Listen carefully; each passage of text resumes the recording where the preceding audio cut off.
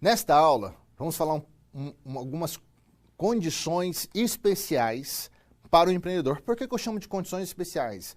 Porque nós vamos falar algo que não é todos que estão conseguindo fazer. Não são todos que estão conseguindo fazer. A gente vai tratar dessa aula sobre inovação e criatividade nos negócios. Eu falo que nem todos conseguem fazer, mas isso é praticamente essencial hoje para o empreendedor. A gente falar de inovação e criatividade, porque se o empreendedor vai para um negócio, vai para o mercado com um negócio novo, ele tem que trazer algo diferente, ele tem que trazer algo inovador, criativo, para ganhar mercado daqueles que já estão lá competindo há algum tempo. Por isso que isso é muito importante, nós vamos lidar um pouco com essas questões nessa aula. Primeiro ponto, nós precisamos entender qual é a diferença entre ideia e oportunidade. Uma ideia vira uma oportunidade quando conseguimos explicar de forma clara e convincente como ela cria valor para cada um dos stakeholders envolvidos. Então, um conceito fundamental aqui de uma ideia virar oportunidade é criar valor. Pouca gente entende isso. Vamos tentar explicar de uma maneira bem tranquila para vocês. Vocês têm pessoas próximas de vocês que vocês amam. Então, imagine que você tem um filho, um marido, uma esposa, ou tem pais, ou uma pessoa, um companheiro muito querido de você. Eu lhe pergunto, quanto custa essa pessoa? Quanto custa? Se eu fosse comprar essa pessoa, quanto isso custaria? Certamente, você deve estar achando estranha a minha pergunta. Quanto custa essa pessoa? Mas eu vou lhe explicar por quê. Porque nós não estamos falando de custo, nós estamos falando de valor. Essas pessoas têm valor para vocês. Provavelmente, nem tenham preço para se negociar. Tamanho é o valor que se tem. Então, o valor é aquilo que é importante para você. Não é uma questão de quanto se paga por isso, mas aquilo que é realmente importante para você. As empresas que têm esse conceito bem definido conseguem colocar preços muito altos, porque sabem que aquele produto tem valor para o cliente. Um exemplo clássico disso é a Ferrari. A Ferrari consegue vender carros na casa dos milhões de dólares. E por que ela consegue isso? Porque ela conseguiu fazer o carro dela ter um valor inestimável para os seus clientes. Então pense nisso, você tem que, para transformar uma ideia em oportunidade, você tem que descobrir qual é o valor que você vai entregar para o cliente com a sua ideia. Esse ponto é fundamental. Além disso, quem são as pessoas envolvidas que vão tanto gerar esse valor quanto receber esse valor? O nome que a gente se dá a isso é de stakeholders. Os stakeholders são as partes envolvidas. Seus clientes, seus fornecedores, seus parceiros, seus colaboradores, a própria sociedade, o governo, as pessoas envolvidas, essas partes envolvidas têm que, de certa forma, gerar valor ou te ajudar a gerar valor ou receber valor com as suas negociações. Então, para isso eu vou deixar uma pergunta fundamental. Qual valor está sendo criado para cada um desses stakeholders? Pense nisso. Quanto mais valor esses stakeholders tiverem percepção daquilo que está fazendo com você, mais chances eles têm de se envolver melhor com você e mais, assim como os clientes têm uma percepção, uma condição de gerar mais negócio de vocês e escolher vocês como a primeira opção de negócios deles. Eu queria trazer para vocês aqui quem é o empreendedor dentro dessa questão de ideia de oportunidade. Então, vamos olhar aqui o nosso diagrama. Numa coluna aqui, nós temos criatividade e inovação, na vertical. Na horizontal, nós temos um eixo de habilidades gerenciais e know-how em negócios, em business. Pensem comigo, quando nós temos uma criatividade e inovação baixa e uma habilidade gerencial e know-how de negócios baixa, o que nós temos? A grande maioria das pessoas, ou seja, as pessoas que não estão tentando fazer inovações, não estão trazendo algo criativo e, ao mesmo tempo, têm pouca experiência, pouco conhecimento em gestão e gerenciamento de negócios. A maioria das pessoas se encontram aí. E este é um dos motivos pelos quais nós temos um número imenso de empresas que estão fechando no Brasil. Nós precisamos nos preparar mais e precisamos entregar inovações com criatividade que geram valor para os clientes. Vamos olhar agora numa outra vertente desse nosso diagrama. Se nós olharmos, quando nós temos habilidades gerenciais e know-how em business alta, mas pouca criatividade e inovação, nós vamos chegar a um gerente administrador. são aquelas pessoas que conseguem manter o negócio muito bem, mas não conseguem crescer o negócio, não conseguem ampliar o negócio ou gerar novos negócios. Este papel, nós temos condições de achar mais pessoas, porque nós temos muitos cursos de formação em negócios. Mas é difícil encontrarmos cursos ou formações de inovação e de criatividade. Esse é um exercício que precisa ser feito todos os dias. Olhando uma outra vertente, quando nós temos uma criatividade e auto-inovação, mas baixa habilidades gerenciais e know-how em negócios. Esse caso também não é o melhor de todos. Se a pessoa é muito criativa, se a pessoa promove muita inovação, mas não tem condições de gerenciar isso, provavelmente essas ideias não se transformarão em negócios. O que nós temos aqui? O inventor. Ele é muito bom para criar as coisas, mas não é bom para fazer essas suas criações gerarem negócios. Qual é o ideal? O ideal é no nosso quarto quadrante. O nosso quarto quadrante é o empreendedor. É quando você tem uma inovação e criatividade alta e habilidades gerenciais também alta. Se você consegue ser inovador, com criatividade e consegue gerenciar bem seus negócios, desenvolver as habilidades de fazer business, de fazer negócios muito alta, você tem uma chance muito alta de ter sucesso no seu empreendimento.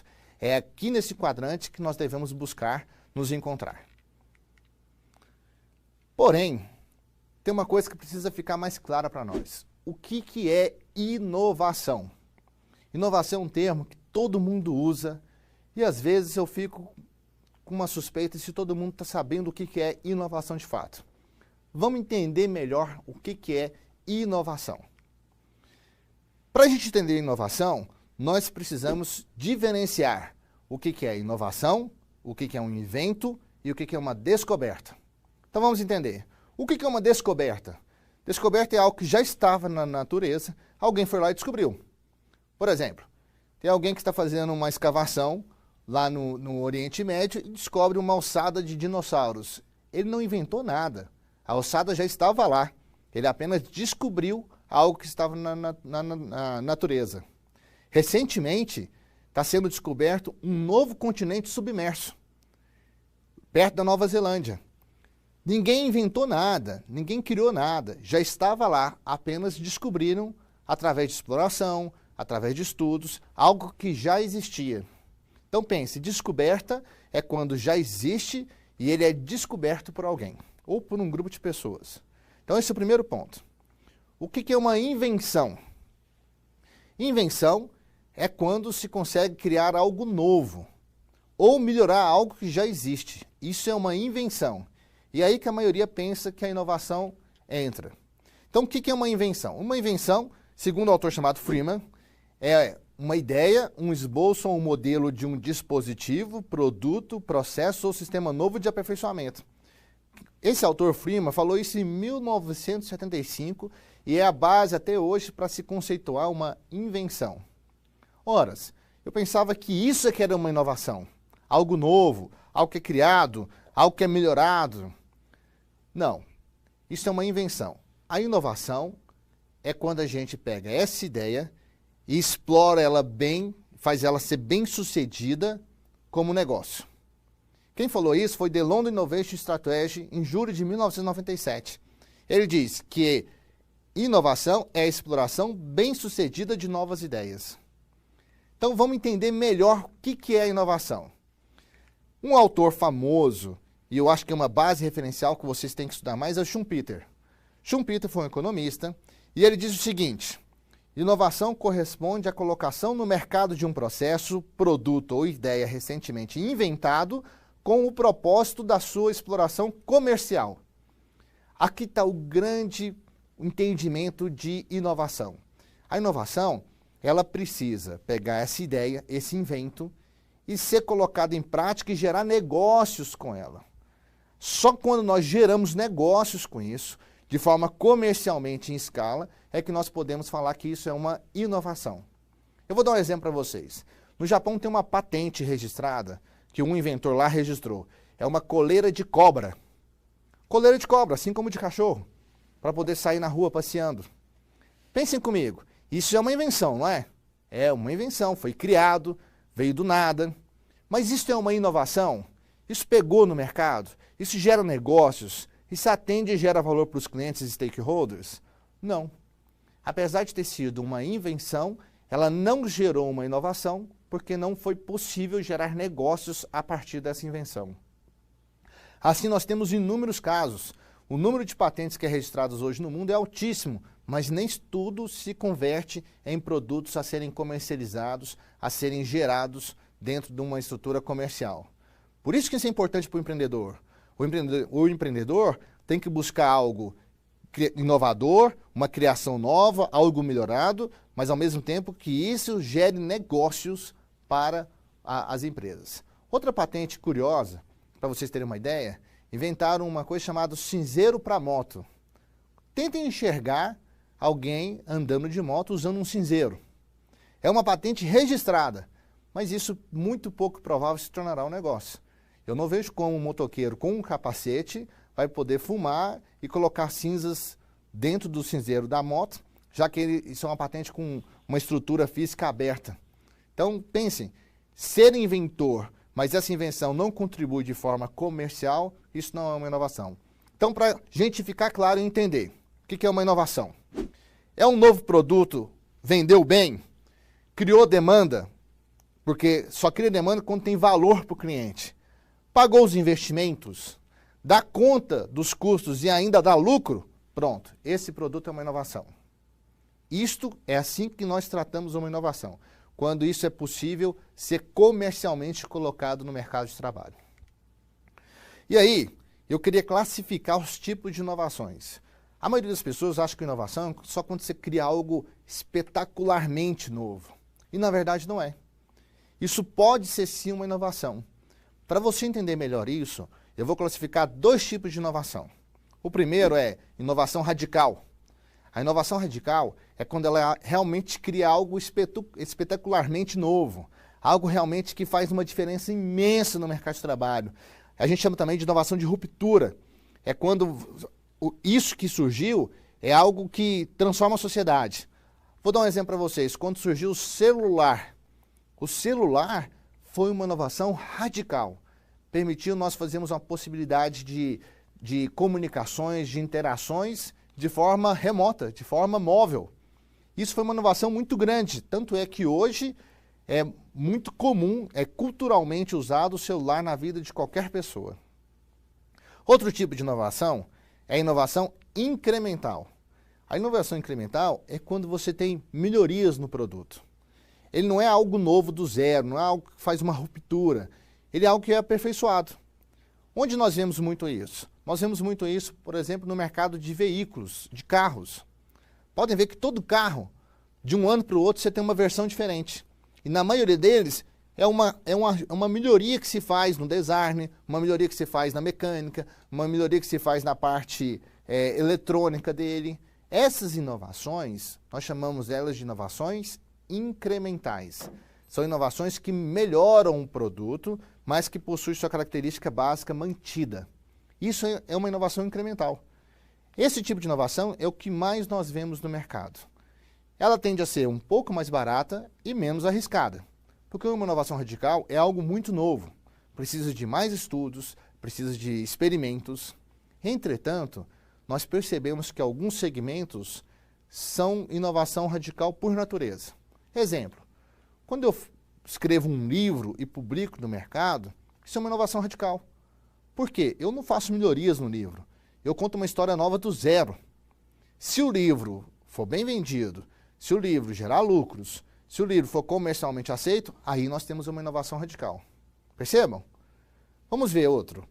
Músicas. Um músico, quando traz uma música nova, que repercute em toda a sociedade, que pega essa fama, também é uma inovação radical.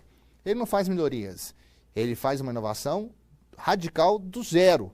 Ele cria algo novo. Por isso que você vê que algumas músicas pegam pela produção de músicas que se fazem no Brasil e no mundo, nem todas conseguem alancar e gerar uma inovação, né? Porque não existe espaço para incremental nesse caso. Já incremental em vários outros aspectos nós temos. Vou trazer outro caso, o computador.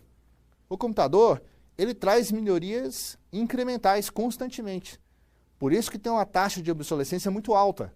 Então, constantemente você tem melhoria. Em alguns casos houve rupturas, onde houve um processamento muito grande de uma geração para outra de computadores. Então ali há uma ruptura, mas na maioria dos casos que nós temos é uma inovação incremental, uma melhoria dos produtos ou dos processos. Tudo bem?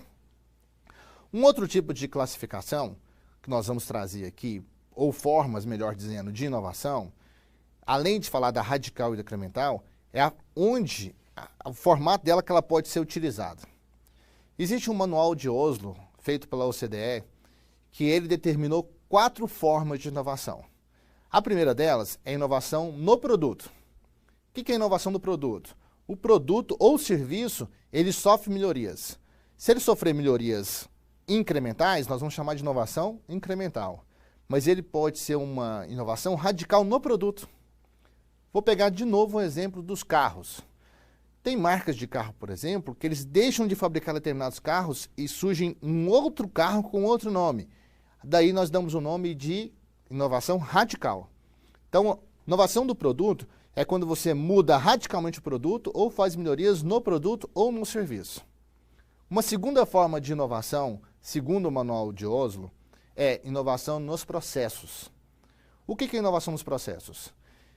Na forma que você faz as coisas dentro das organizações, você acha uma condição melhor de fazer, onde você vai conseguir fazer mais rápido, ou você vai conseguir fazer melhor, ou você vai conseguir fazer de tal forma que o custo diminui, e isso, se isso gerar valor para o cliente, para os stakeholders, e gerar lucro, isso é considerado uma inovação.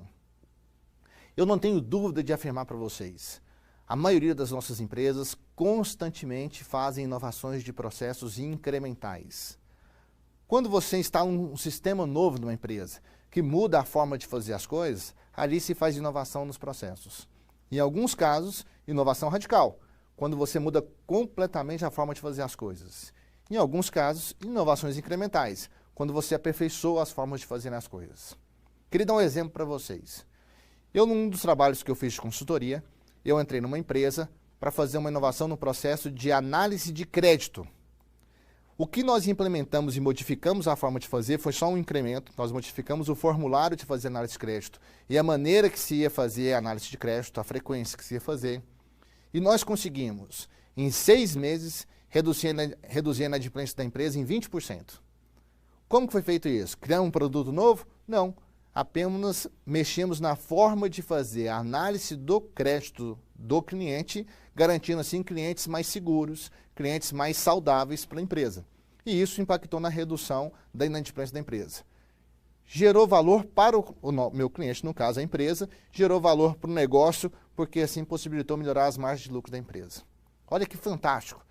Constantemente eu vejo empresas fazendo inovações de processos, em especial incrementais, dentro das empresas. Até para acompanhar essa mudança que nós vivemos, que é muito acirrada, muito forte, buscando essa melhoria. O terceiro tipo de inovação, segundo o manual de Oslo, é a inovação organizacional. Quando nós mudamos a nossa forma de nos organizarmos. Por exemplo, eu tenho uma estrutura de empresa hoje que ela tem uma hierarquia muito definida, muito fortemente definida. Presidente, diretores, gerentes, coordenadores, analistas, assistentes. Eu decido reestruturar isso, fazer um processo que a gente chama de downsizing, ou de enxugamento. O que é isso? Eu diminuo esses níveis hierárquicos e tiro estruturas organizacionais pesadas. Eu vou dar um exemplo que isso é público para vocês, para entenderem melhor, e até como objeto de estudo. Existe uma empresa que trabalha com talento de pessoas chamada Vagas.com.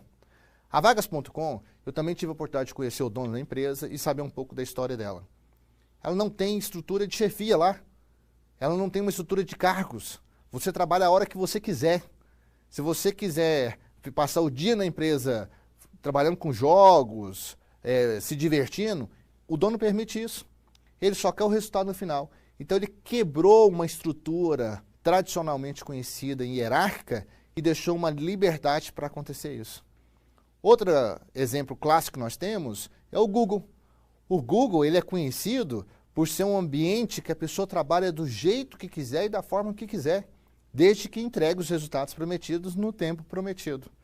Então, esse tipo de inovação a gente chama de inovação organizacional. Por fim, o último tipo de inovação, segundo nós temos o Manual de Oslo, é a inovação de marketing ou de mercado. É quando se cria modelos de negócios diferenciados. O melhor exemplo que eu tenho para trazer para vocês entenderem, é a Apple. A Apple mudou o seu modelo de negócio, fez uma inovação na sua estrutura de marketing que tem.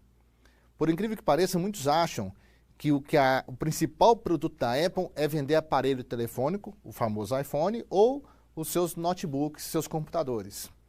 Não é. O grande negócio da Apple hoje é o iTunes. O iTunes é uma plataforma que possibilita ele vender aplicativos e músicas, filmes, pelo computador, usando a internet. O iTunes é o maior modelo de negócio da Apple hoje. É uma inovação de mercado. O que ela vende hoje? Olha como é que funcionou essa estrutura da Apple, para vocês verem o tanto que é curioso. A Apple começou vendendo música pelo seu iTunes. Era aí que era o nicho de mercado dela. O Steve Jobs, conhecido como ele era, também conhecia vários cantores famosos, vários grupos famosos. Então o que ele fez? Ele propôs para esses grupos famosos a seguinte condição: deixe eu vender sua música pela minha plataforma, que é segura, que é de qualidade, e parte do valor que eu vender lá eu vou passar para você.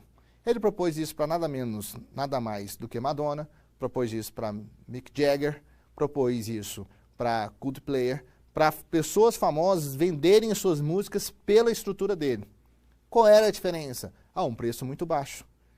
Ele acreditava que as pessoas não queriam fazer pirataria, mas ele já sabia que as pessoas estavam dispostas a pagar bem menos para ouvir música. E assim ele começou a vender as músicas e foi um sucesso. Daí em diante ele começou a vender aplicativos, começou a vender filmes. Como é que é essa história de aplicativo? Eu estou em casa e hoje eu tenho conhecimento para produzir um aplicativo pelo celular. Eu produzi esse aplicativo e eu quero vender esse aplicativo. Como eu faço? Bom, eu vou na loja da Apple pelo iTunes, posto lá e eles é que vão vender para mim. De tudo que eles venderem, parte do dinheiro vem para mim, parte do dinheiro vai para a Apple. E assim eles mudaram o modelo de negócios deles. O principal modelo de negócios hoje da Apple é vender músicas, aplicativos, filmes, entretenimento pela sua plataforma. Fantástico isso. Isso mostra para nós que nós temos sim que buscar inovações em marketing, inovações em formas de fazer negócio para que nós enxergamos as possibilidades que o mundo de hoje nos permitem. Por fim, eu queria debater com vocês a seguinte questão: é necessário um estudo de mercado para analisar a viabilidade de uma ideia ou a oportunidade provindo da ideia. Então você quer gerar suas inovações, mas para isso você precisa estudar o mercado para poder ver essas oportunidades, o quanto elas são viáveis ou não. E para isso eu queria trazer dois exemplos aqui que são fundamentais. Uma é como é que uma empresa tradicional faz esse estudo de mercado para implementar isso no mercado. Uma empresa tradicional vai fazer isso por pesquisa de mercado, ela vai fazer isso buscando informações de mercado, que é uma das características do empreendedor, busca de informações. Então ele vai levantar o máximo de informações para se estruturar e tentar entrar no mercado certo da primeira vez. Existe um outro modelo que se tenta hoje ver se a sua ideia ela é aceita no mercado. São as famosas startups. As startups, eu queria explicar para vocês hoje, porque é um caminho viável para que você tentar ser um empreendedor, mas tem suas limitações. Uma startup significa uma empresa que ela nasce muito pequena, ela cria um produto que, em tese, gera valor para o cliente. Então, o que ela faz de diferente? Ela testa esse produto no mercado antes de criar uma estrutura pesada para uma produção em escala. Então, como é que isso acontece? Isso geralmente tem acontecido em empresas de tecnologia, de base tecnológica, onde criam um produto, geralmente um software, um aplicativo, que hoje o mercado é muito aberto para isso ainda.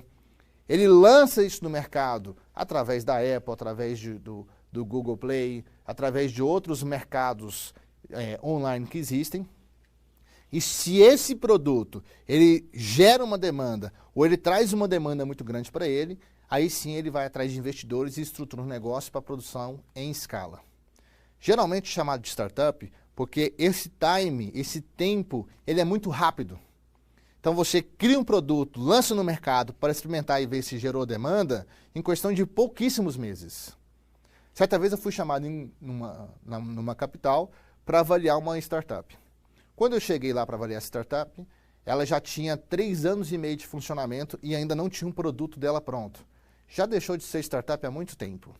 As pessoas usam os termos sem ter o conceito definido, porque a startup ela não leva tempo para gerar o produto, uma estrutura. Ela gera um produto, uma ideia muito boa, ela materializa essa ideia muito rápido e experimenta no mercado.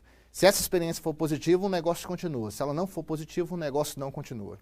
Então, o startup é um negócio de alto risco, mas que tem como essência a inovação e a criatividade radical. Por isso, se vocês decidirem ir para essa linha do startup, lembrem-se, você tem que ter uma ideia muito boa, um produto muito bom e experimentar no mercado. Só após isso que você volta e estrutura o seu negócio. Se eu falasse isso para vocês há 15, 20 anos atrás, ia parecer difícil ter uma lógica por trás disso. Mas nós já temos casos fantásticos de que esse modelo de negócio funciona. De você criar o produto, startar uma demanda e depois rapidamente vem estruturando com o investidor uma estrutura de produção em escala para esse produto. Então pense nisso. Se você vai se direcionar para uma startup ou se você vai seguir um modelo tradicional. Em ambos os casos, você precisa ter um produto com uma inovação muito boa, com criatividade para gerar valor para o cliente e se posicionar bem no mercado. É isso aí. Espero que vocês tenham gostado.